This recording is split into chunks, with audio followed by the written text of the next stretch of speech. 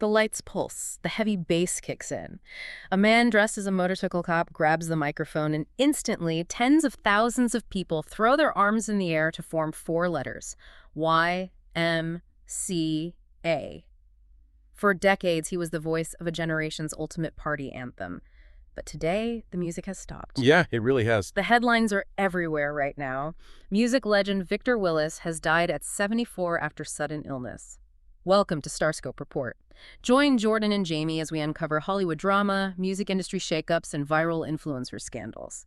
From red carpet surprises to social media controversies, we dive deep into the stories behind the fame. And today's deep dive into the sources isn't just an obituary. It's an exploration of a staggering Hollywood and music industry saga. Right, because we're looking at stolen copyrights, systemic industry battles, and, how a disco classic transformed into the center of a massive political culture war. You might think you know the Village People, but the story behind the costumes is darker, wilder, and just way more legally complex than you could ever imagine. It really is a defining moment to look back at this legacy. Because the story of Victor Willis and the Village People is essentially the story of the modern music industry itself. Absolutely. I mean, it encompasses the creative explosion of the 1970s, the brutal realities of intellectual property law, and the ongoing debate over who actually owns a piece of pop culture once it goes global. I want to start with the man himself, because looking at his background, Victor Willis did not start out in leather and aviator sunglasses. Not at all. The sources paint a picture of this classically trained, highly disciplined musician. I mean, he was the son of a Baptist preacher in San Francisco. Right, he grew up singing gospel music in his father's church, which honestly totally explains that massive, booming vocal projection he had. Exactly, and he eventually made his way to Broadway, becoming an original cast member of the hit musical The Wiz. He even married Felicia Ayers-Allen. Oh, wow, wait. The Felicia Ayers-Allen. Yes, who the world would later know as Claire Huxtable from The Cosby Show. That is wild. But, that Broadway background is crucial to understanding how the Village People actually worked. Willis wasn't just a singer. He was the theatrical performer who really understood character work. Right. And that specific skill set caught the attention of two French producers, Jacques Morelli and Henri Belolo. Morelli was gay, and in the mid-1970s, he was just fascinated by the underground gay club scene in Greenwich Village. This was the post-Stonewall era, right? Exactly. And within that community, there was this movement rejecting the older, sort of effeminate stereotypes that society imposed on gay men. Instead, men in the clubs were adopting these hyper-masculine, blue-collar archetypes. The biker, the construction worker, the cowboy, the leather-clad cop. Which is fascinating sociologically, but I was wondering while reading through these sources, how on earth did Morelli think he could pitch an explicitly gay club concept to mainstream middle America in 1977? I mean, the country was incredibly conservative. Well, that is where the genius of dual coding, or passing, comes in. Morelli realized that if he created a concept group based on these characters, it would operate on two entirely different frequencies. Okay, what do you mean by two frequencies? So, to the underground gay clubs, it was a massive, celebratory inside joke. It was their culture reflected right back at them. But to mainstream, straight audiences, it just looked like a fun, macho novelty act. Oh, wow. That's incredibly clever. Yeah, so Morelli approaches Willis, the Broadway star with the huge voice, and basically pitches him this fever dream. He tells him he envisions him fronting this deeply theatrical group. And Willis agrees. And the way they actually constructed their biggest hit is almost ironic. So, while on tour, Willis writes the lyrics to YMCA, but he wasn't writing about an underground club. Right, not at all. According to his own accounts, he drew inspiration from his wholesome youth playing basketball at the Buchanan Street Y in San Francisco. Like, he was genuinely thinking of young guys coming to a new town, feeling down and out, and needing a place to stay. Exactly. You have Willis writing this very earnest, straightforward lyric about a community center.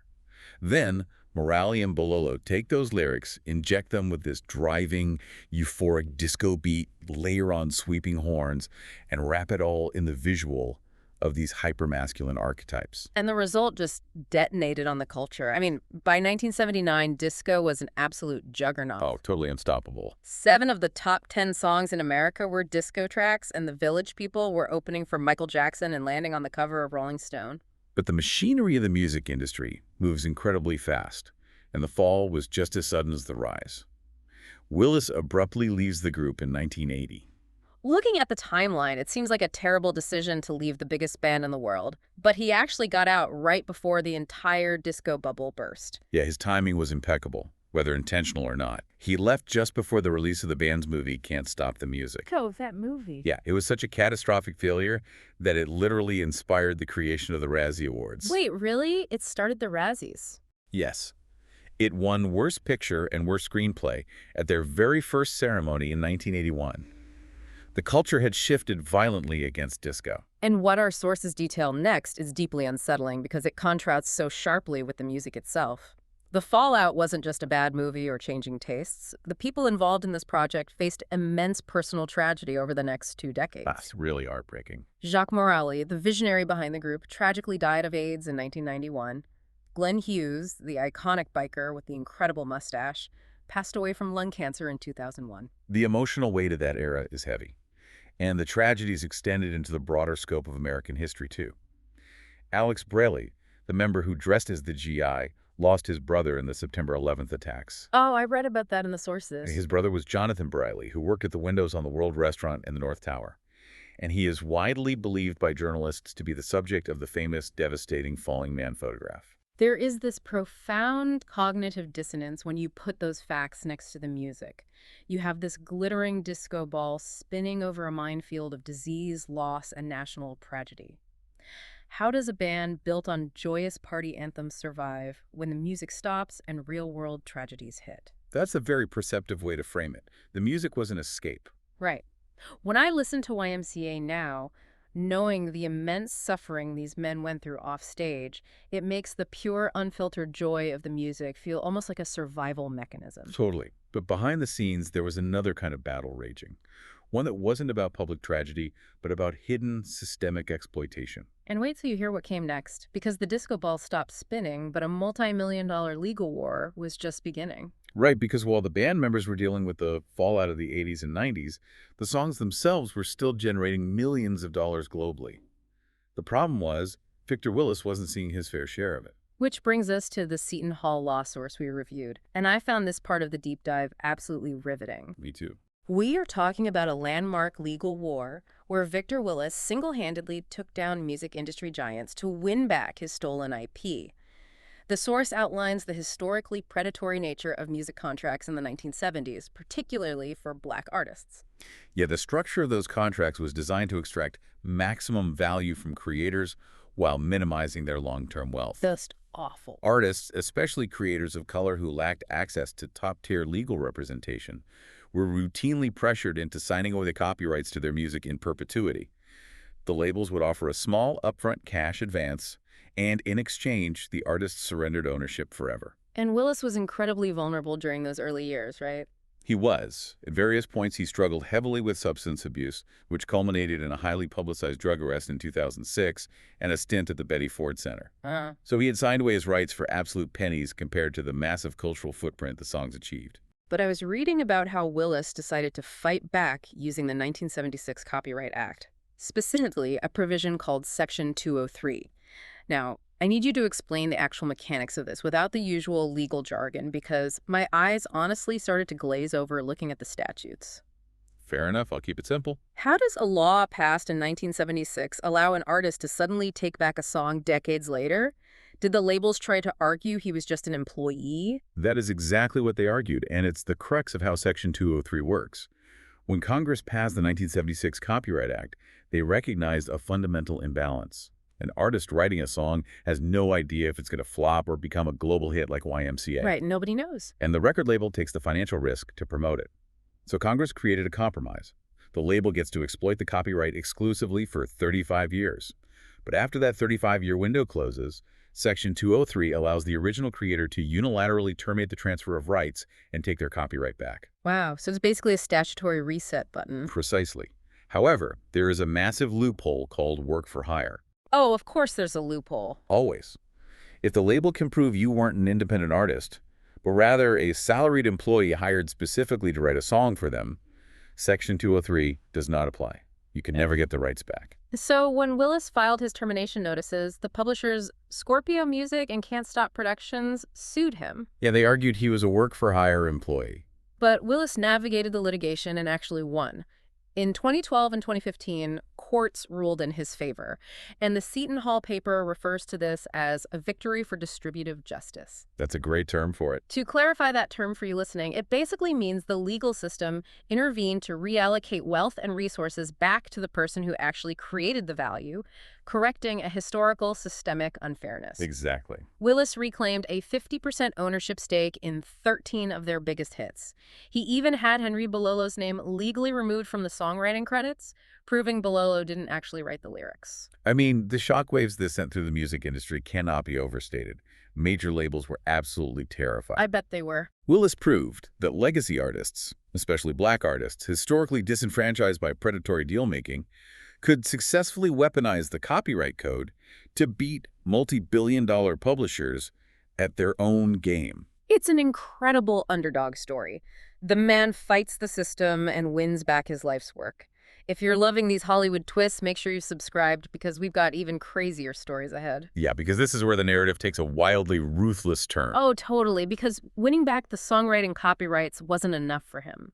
In 2017, Willis goes after the legal rights to the actual trademark name of the band, the Village People. And once he secures it, he uses that power to immediately fire every single touring member of the group. It is astonishingly cutthroat. He fired Felipe Rose, the original Native American character who had been touring continuously with the group since day one. He just cleans house, wipes the slate, and reboots the group with entirely new backup singers, with himself at the absolute center. It's brutal. But legally, he was entirely within his rights. A songwriting copyright controls the music, but a trademark controls the brand identity. Oh, I see. By securing the trademark for the name The Village People, he became the sole owner of the business entity. The other members weren't partners. In the eyes of the law, they were replaceable contractors. But you have to appreciate the profound irony here. The guy whose iconic character was the Coptor literally lays down the law, kicks everyone out of the precinct, and assumes total authoritarian control of the band. It's almost too perfect. It forces you to ask where the line is between claiming what's yours and erasing the people who helped build it. Absolutely. But if you think taking total control of the band is the climax of the story, we haven't even reached the wildest part. Later in the deep dive, we'll talk about the shocking political twist nobody saw coming for the ultimate disco anthem. Yeah, because once Willis has total control of the intellectual property, he has to navigate how that property is used in the modern world. Right. And that brings the ultimate disco ball rolling right into the middle of modern American politics. We're talking about how YMCA transformed from a 1970s gay club staple to a polarizing political campaign anthem. This transition begins around 2018. Donald Trump begins heavily featuring YMCA as a walkout and walk-off song at his massive political rallies. Yeah, I remember seeing that. It becomes a staple of his events, eventually complete with Trump doing his signature viral double-jerk fist-bumping dance on stage to the chorus. Now, initially, Willis reacted the way many legacy artists do when politicians use their music without asking. In 2020, she demanded that the Trump campaign stop playing it. He sent a formal cease and desist letter. He did. But then, in a very short amount of time, he executes a complete 180-degree flip. He really does. Willis publicly changes his stance and explicitly allows Trump to use the song. And his reasoning wasn't necessarily ideological, it was deeply pragmatic. He posted on Facebook that, quote, "The financial benefits have been great." Which makes sense because of how music licensing works. Political rallies pay blanket performance licenses to organizations like Y.M.C.A and BMI. The more a song is played in stadiums, the more royalties the songwriter receives. Exactly. And because it was being blasted at these massive televised rallies, the song was climbing the Billboard charts again, grossing millions of dollars. And you have to look at it from his perspective. Willis had just spent years fighting a grueling legal battle to win back the financial rights to his music. Why would he turn down the massive revenue stream that was now legally his? But the situation escalates from just cashing royalty checks to active participation. Willis and his entirely new lineup of the Village People actually agreed to perform live at Donald Trump's 2025 pre-inauguration rally and ball. Right, which is a huge step. And to justify taking the gig, Willis starts making some very controversial public statements about the song's fundamental origins. He claims that YMCA is absolutely not a gay anthem. Yeah, he says the lyrics are simply, quote, 1970s black slang for black guys hanging out together for sports, gambling, or whatever. There's nothing gay about that. Which ignited an absolute firestorm. Oh, completely. You had Former Village people, remember Jim Newman, one of the guys Willis fired during his trademark takeover, taking to Instagram to declare that the real Village people would never, ever perform at a Trump rally. Newman was He furious. called it a slap in the face to the gay audience that built and sustained their career for 40 years.